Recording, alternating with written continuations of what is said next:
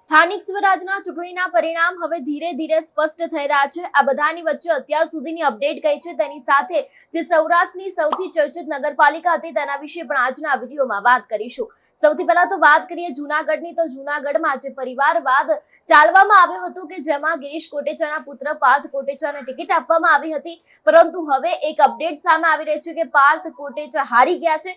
તેની સાથેની જો વાત કરવામાં આવે અમરેલી કે જેમાં ભારતીય જનતા પાર્ટીનો લેટરકાંડ થયો હતો ને લેટરકાંડ બાદનું જે આ પરિણામ સામે આવ્યું છે એ પણ કંઈક અલગ દેખાય છે કે ઘણી બધી બેઠકો પર ભારતીય જનતા પાર્ટીનો વિજય થઈ રહ્યો છે। એટલે એક તરફ જૂનાગઢમાં ભારતીય જનતા પાર્ટીની પેનલ તૂટી રહી છે, તો બીજી બાજુ અમરેલીમાં ભારતીય જનતા પાર્ટીનો દબદબો છે તે જળવાઈ રહ્યો છે। હવે વાત કરીએ આપણે જેતપુરની, તો જેતપુરમાં પણ જે રાદડિયાનો ગઢ ગણાય છે એવા જયેશ રાદડિયાનો વિજય થયો છે। જયેશ રાદડિયાના જેટલા પણ હાથની નીચે આવેલા છે તે દરેક લોકોના વિજય થતા હોય એવું પણ સામે આવી રહ્યું છે।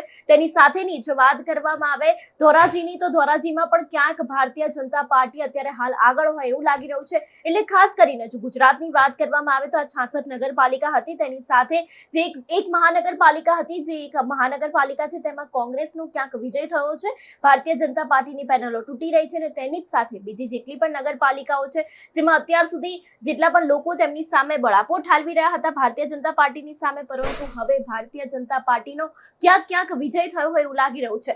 સૌથી ચર્ચિત બીજી નગરપાલિકાની વાત કરીએ કુતિયાણાની, તો કુતિયાણામાં પણ કાંદલ જાડેજાની સામે ઢેલીબેન ઓડેદરા પડ્યા હતા, પરંતુ હવે ઢેલીબેન ઓડેદરાનો જે પુત્ર છે તે જીતી ગયો છે અને જે કાંદલ જાડેજા સમાજવાદી પાર્ટીમાંથી આવે છે જેનો પ્રચાર અત્યાર સુધી અનેક એવા લોકો કરતા આવ્યા છે, તેમનો પણ ક્યાંક હાર થઈ હોય એવું લાગી રહ્યું છે। એટલે કુતિયાણા અને રાણાવાવ જે સૌથી ચર્ચિત નગરપાલિકા હતી તેમાં ભારતીય જનતા પાર્ટીનો અત્યારે હાલ દબદબો દેખાઈ રહ્યો છે। તેની સાથે વાત કરીએ આદિવાસી વિસ્તારની, તો આદિવાસી વિસ્તારમાં કોંગ્રેસ અને અપક્ષે બાજી મારી દીધી છે વોર્ડ નંબર 1માં। ખાસ કરીને વોર્ડ નંબર 1નું અહીંયા કહેવામાં આવી રહ્યું છે કે વોર્ડ નંબર 1માં જે 4 બેઠકો હતી એમાંથી 1માં અપક્ષ આવ્યું છે, તેની સાથે જે બીજી બેઠકો છે તે કોંગ્રેસના ફાળે ગઈ છે। એટલે આદિવાસી વિસ્તારમાં જે અત્યાર સુધી ભારતીય જનતા પાર્ટીની સામે લોકો ઘણા બધા કહેતા હતા કે ભારતીય જનતા પાર્ટી કશું કામ નથી કર્યું, એટલા માટે જ થઈને ક્યાંક ભારતીય જનતા પાર્ટીને અહીંયા નુકસાન પહોંચતું હોય એવું લાગી રહ્યું છે। સૌથી પહેલા તો સ્થાનિક સ્વરાજની ચૂંટણીને લઈને અત્યારે હાલ કેવો માહોલ ચાલી રહ્યો છે તે દ્રશ્યો ઉપર નજર કરીએ।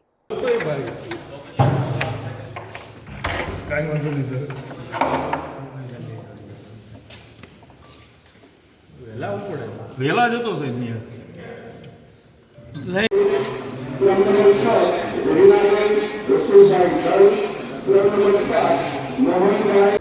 આખું પણ 2 કલાક થાય એટલે તમારે પૂછી લેવાનું છે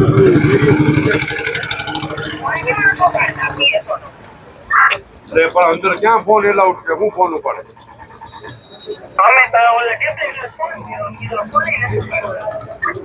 સેટ ઉપર કોન્ટેક્ટ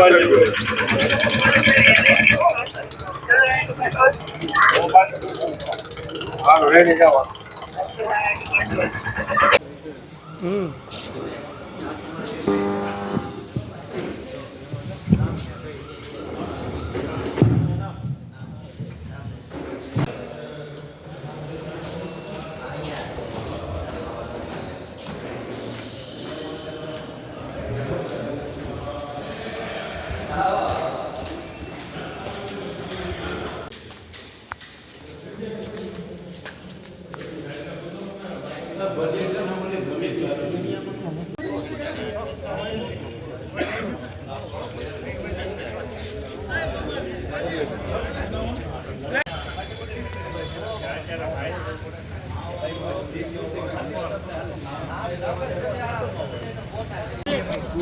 બે જ મિનિટ એક જ મિનિટનો વિડીયો બનાવ્યો ભાઈ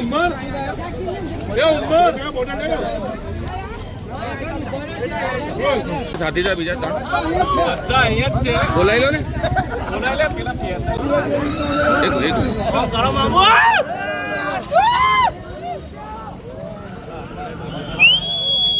કેવું પરિણામ આવ્યું છે આ જીતને કઈ રીતના જોયું છે? આજનું જે નગરપાલિકા ચૂંટણી સામાન્ય ચૂંટણી 2025નું આજે વોર્ડ નંબર 1નું પરિણામ આવ્યું છે અને એમાં મારા મતદારોએ મને ફૂલ સમર્થન કરીને પોતે મને પ્રચાર કરવા નથી જવા દીધો, એમને વ્યક્તિગત અંદર પ્રચાર કરી અને મને જંગી બહુમતીથી જીતાડ્યો છે અને છોટાઉદેપુર નગરપાલિકા વોર્ડ નંબર 1માં ઇતિહાસમાં સૌથી વધારે લીડથી જીતનાર ઉમેદવાર ઉપરવાળાએ મને બનાવ્યો છે, પણ એનો શ્રેય મારા માટે કશું નથી, મારા મતદારોનો શ્રેય છે. હું અને એમને બધે મારા મતદારોને આપું છું. બીજી વાત એ છે, ભાજપનો બોર્ડ બનશે તો તમે સમર્થન કરશો કે પછી સમાજવાદી પાર્ટી તમારા જૂના સાથીદારો છે તેને કરશો? હું એમાં મારા સમાજનો પણ જે લોકોએ મને મત આપ્યા છે એમાં મારા વડીલો હશે, સમાજના લોકો હશે, એમની સાથે પરામર્શ કરીશ.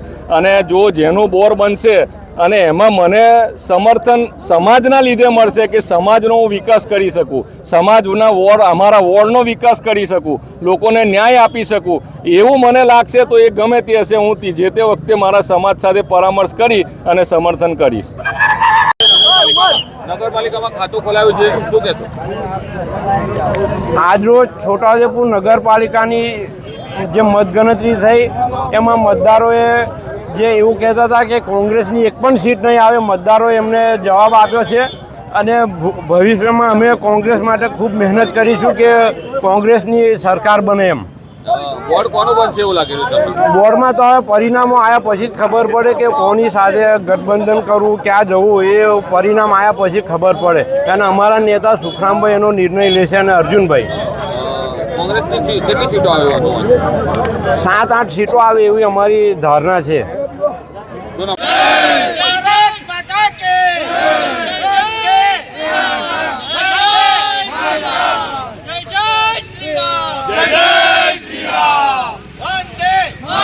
અમરકભાઈ, આ પેટા ચૂંટણી હતી એમાં વિન થયું છે બીજેપી, શું કહો છો? સાવરકુંડલા વોર્ડ નંબર 3ની પેટા ચૂંટણીમાં ભારતીય જનતા પાર્ટી અને કોંગ્રેસના 2 ઉમેદવાર લડતા હતા. તેમાં ભારતીય જનતા પાર્ટીના નવયુવાન, શિક્ષિત અને એડવોકેટ અમારા ગૌતમ સાવજ 470 કરતાં વધારે મતોથી આજે વિજેતા થયા છે.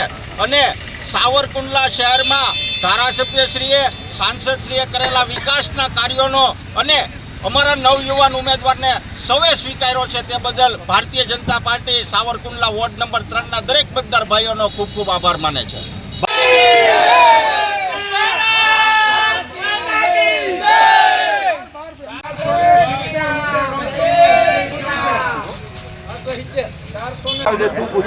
વોર્ડ નંબર 1નું પરિણામ આવ્યું છે, એમાં અમને બહુ ખુશી થઈ છે. એમાં 3 અપક્ષ અને કોંગ્રેસની સીટ નીકળી છે. અને આ જીતને કેવી રીતના તમે જુઓ છો? કેવો વિજય છે? બહુ ખુશીનો માહોલ છે. અમને બહુ ભવ્ય વિજય છે અને કામ કરીશું અને નામ પણ કરીશું. કેવી ફાઇટ હતી તમારે આ વોર્ડની? બહુ ખતરનાક ફાઇટ હતી અને અમે જીત્યા એના અમને બહુ ગર્વ છે. અને અમે લોકોનો આભાર માનવા ઘરે 11-12 વાગે નીકળશું. કેટલા ઉમેદવારો હતા વોર્ડ? 13 ઉમેદવાર હતા, એમાં 4 ઉમેદવારોનો વિજય થયો છે. શું નામ આપનું? ઉમર મફત. આમ આદમી પાર્ટી છોટાઉદેપુર નગરપાલિકામાં પહેલી વાર ઉતરી તો ખૂબ સારો સહકાર મળ્યો છે જનતાનો આશીર્વાદ મળે તો અમે ચોક્કસથી અમારી સીટો જીતીશું. અને આજે મતગણતરી છે એમાં કેટલા સીટ નીકળશે અને કેટલા આશીર્વાદ અમને મળ્યા છે એ અમે જોઈશું. ખૂબ અમે આશાવાદી છે કે અમને અમારી આમ આદમી પાર્ટીને એક મોકો તો આપશે નગરપાલિકા. ખૂબ સતત મહેનત કરી. પહેલી વાર લોકલ ઇલેક્શનમાં એક સંપર્ક બનાવ્યો અને મતદારો સુધી પહોંચ્યા. મતદારોનું શું વ્યૂ હતું? વ્યૂ ખૂબ સરસ હતું. મતદારોએ ખૂબ આવકાર્યું અમને. હવે એ કેટલું વોટમાં આપણને કન્વર્ટ કર્યું છે, કેમ કે સામ દામ દંડ ભેદી બીજી પાર્ટીના લોકોએ વાપર્યું છે, દાદ ધમકીઓ પણ બીજી પાર્ટીના લોકોએ મતદારોને આપ્યું છે. ભોળી પ્રજા છે તો પણ કેટલા હિંમત કરીને વોટ આપ્યું છે. અને એક આમ આદમી પાર્ટી પહેલી વાર નગરપાલિકા છોટાઉદેપુર નગરપાલિકા ચૂંટણી લડી. આગળ જોઈએ હવે શું થાય. દિલ્હીમાં કેજરીવાલ તરીકે ઓળખાય છે, રીતના તમે છોટાઉદેપુરના કેજરીવાલ તરીકે ઓળખાવો છો. કેવી હિંમત રાખી એકલા હાથે? એકલા હાથે નહીં, અમારી સમગ્ર ટીમ, અમારા ઇકબાલભાઈ જે શહેર પ્રમુખ છે છોટાઉદેપુરના અને તમામ ટીમ છે, યુવાનો છે, અમારા ચેતરભાઈ વસાવાની આગેવાનીમાં અમે આ ચૂંટણી લડેલા છે. તો હિંમત તો છે, હિંમતે મર્દા તો સબ હોતા હૈ. બસ દેખતે हैं आगे क्या होता है. બધાને લઈને ચાલીશ.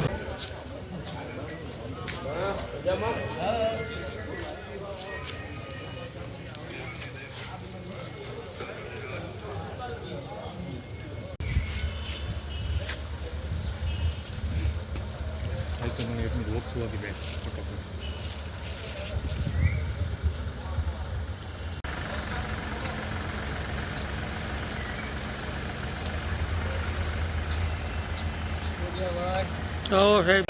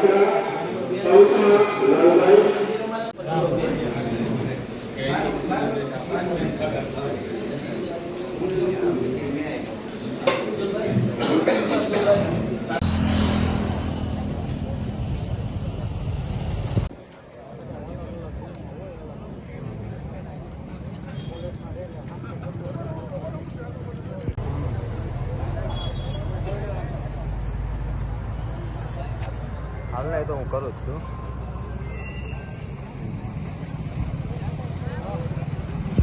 જે પ્રમાણે આવી અપડેટ સામે આવી રહી છે એટલું જ નહીં તેની સાથે જ અત્યારે હાલ અમારા એડિટર ગોપી ઘાંગર છે તે પણ નિર્ભય ન્યૂઝના થકી અત્યારે હાલ દરેક અપડેટ આપી રહ્યા છે. અમારા સહયોગી છે રિદ્ધિ ઉંધાડ, તેમના દ્વારા પણ અત્યારે હાલ દરેક એક અપડેટ આપવામાં આવી રહી છે. તો આવી જ અપડેટ માટે તમે નિર્ભય ન્યૂઝની સાથે જોડાતા રહેજો. તેની સાથે જ અમે લોકો તમને સચોટ વિશ્લેષણ બતાવીશું અને અત્યારે હાલ વરિષ્ઠ પત્રકારોનું પણ શું માનવું છે તેને લઈને પણ અત્યારે હાલ અનેક વાતચીત કરવામાં આવી રહી છે. ત્યારે આવી જ અપડેટ માટે નિર્ભય ન્યૂઝ ઓફિશિયલને લાઇક, શેર અને સબસ્ક્રાઇબ કરવાનું ભૂલશો નહીં. નમસ્કાર.